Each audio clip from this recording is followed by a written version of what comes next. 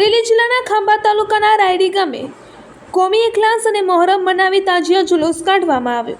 રાયડી ગામે ઓલ સુન્ની મુસ્લિમ સમાજના પ્રમુખ હસનભાઈ ગીગાભાઈ જાખરાની આગેવાની હેઠળ તથા કોમી ઇખલાસ અને હિન્દુ મુસ્લિમ ભાઈચારા વચ્ચે મોહરમ પર્વની શાનદાર ઉજવણી કરવામાં આવી હતી। ઇમામ હુસૈન દ્વારા દુનિયાભરને શીખ આપવામાં આવી છે કે ક્યારેય પણ કોઈ જાલિમનો સાથ આપવો નહીં અને ક્યારેય કોઈ જાલિમ સામે ઝૂકવું નહીં, ભલે તે ગમે એવો મોટો બાદશાહ હોય। ત્રણ દિવસ સુધી ઇમામ હુસૈન અને તેમના પરિવારવાળા ભૂખ્યા અને તરસ્યા રહ્યા હતા, પરંતુ અજીઝ જેવા જાલિમ સામે ઝૂક્યા ન હતા। એક તરફ ફક્ત ઇમામ હુસૈન પાસે માત્ર 72 જ સાથીઓ હતા, તો બીજી તરફ હજારોનું લશ્કર હતું।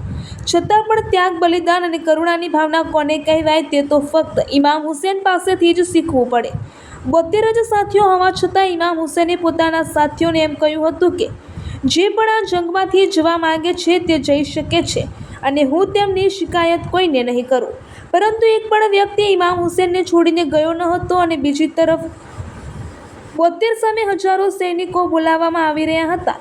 આમ હજારો સૈનિકોનું લશ્કર હોવા છતાં ઇમામ હુસૈન અને તેમના પરિવારે ત્રણ દિવસ સુધી ભૂખ્યા અને તરસ્યા રહ્યા હોવા છતાં જાલિમ સામે ઝૂક્યા નહીં અને શહાદતને પસંદ કરી હતી।